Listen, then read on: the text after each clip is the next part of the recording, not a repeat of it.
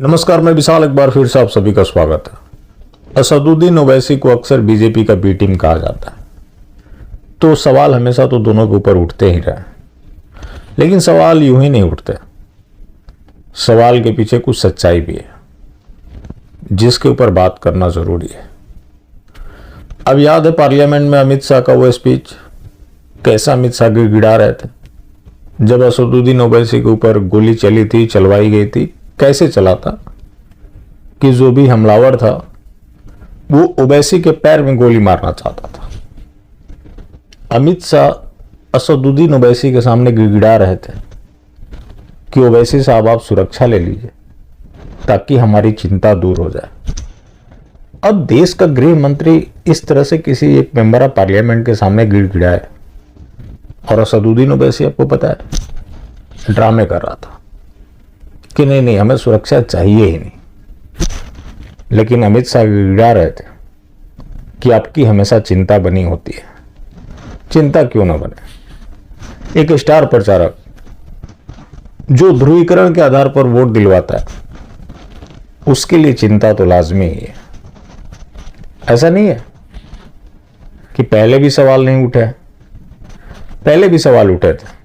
BJP के पूर्व विधायक यतीन ओझा, उन्होंने दावा किया था कि 15 सितंबर 2015 को असदुद्दीन ओवैसी और अमित शाह के बीच गुप्त मीटिंग हुई और उनके दावे के अनुसार अमित शाह असदुद्दीन ओवैसी का स्क्रिप्ट तैयार करते हैं कि आपको भड़काऊ बयानबाजी करना है। भड़काऊ बयानबाजी करने से इन्हें फायदे होते हैं।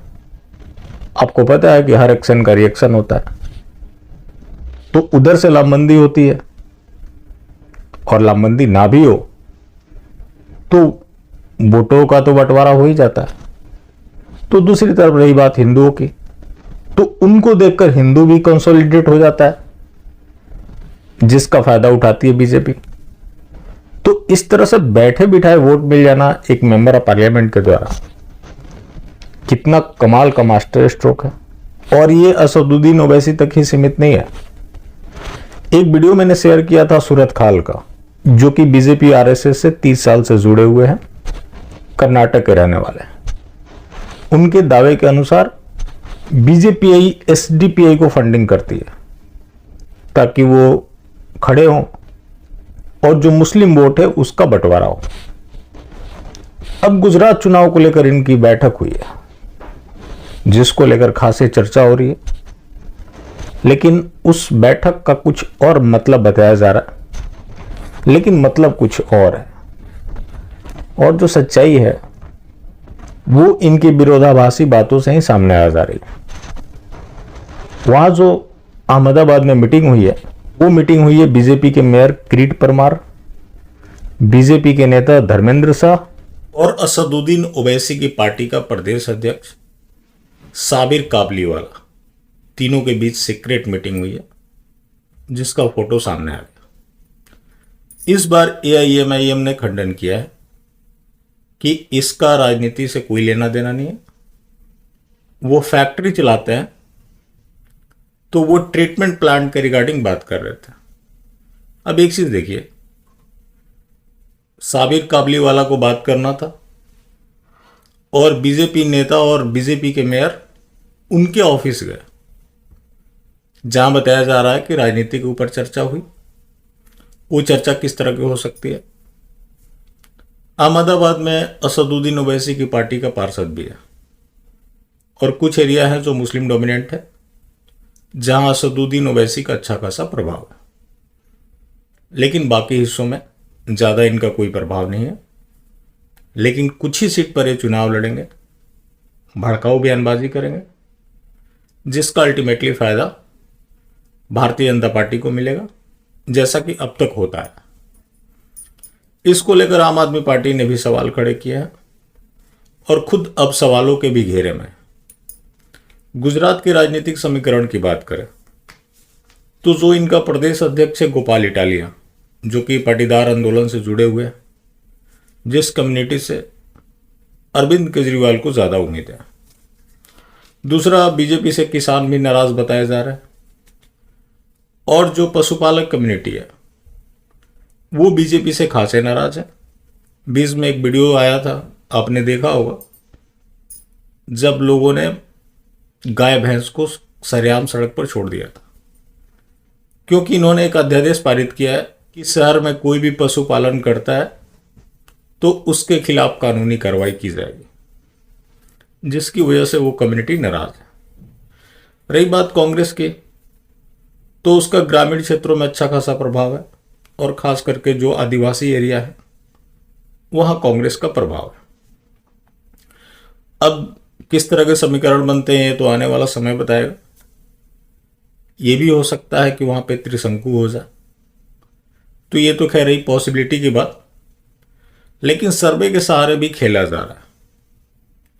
ये काम किया है आम आदमी पार्टी के किसी नेता ने, जो एक सर्वे पेश किया गया आज तक का, कि आम आदमी पार्टी को जो मिलता हुआ सीट दिखाया जा रहा है वो 94 से 98 है, बीजेपी को 67 से 71, कांग्रेस को 7 से 11 और अन्य को 0 से 2, जिसको लेकर आज तक ने क्लैरिफिकेशन दिया है कि ये सर्वे फर्जी है। आप यानी आम आदमी पार्टी से गुजारिश है कि इस तरह के फर्जी खबर ना फैलाएं, ना फैलने दें।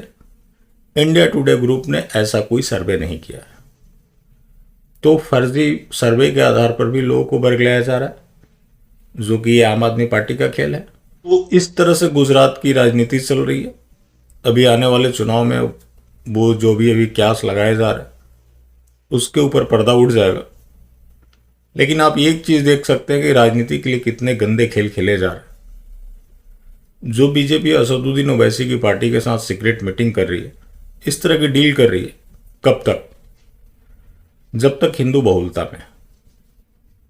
क्या बीजेपी का नेता ध्रुवीकरण करके हैदराबाद चुनाव जीत सकता है? जिसका जवाब है नहीं। तो जिस तरह से उनकी संख्या दिन प्रतिदिन बढ़ती जा रही है, वो हिस्से एक तरह से देखा जाए तो बाकी राजनीतिक पार्टियों के लिए नहीं बच जाते हैं, और वहां चुनाव एक मामूली फॉर्मेलिटी है। तो एक चीज तो अब तय हो गया कि बीजेपी हिंदू बहुलता का फायदा उठा रही है, जैसा कि मास्टर स्ट्रोकवादी बोलते हैं कि हमारे पास विकल्प नहीं है। और जब तक हिंदू बहुलता में है, बीजेपी उस चीज का फायदा उठा रही है। मोदी का कार्यकाल अच्छे से निकल जाएगा, लेकिन सवाल है कि मास्टर स्ट्रोकवादियों, तुम्हारा क्या होगा बेकालिया? तुम ये क्यों नहीं सोचते कि चलो मोदी जी तो अपना कार्यकाल पूरा कर लेंगे, लेकिन उस धरती के बारे में तुम क्यों नहीं सोचते? जिस धरती पे तुम पीढ़ी दर पीढ़ी रहते आए हो, तुम्हारे बाप दादा परदादा इस धरती पर है, और अचानक से तुमसे ये सारी जमीनें छीन जाएंगी।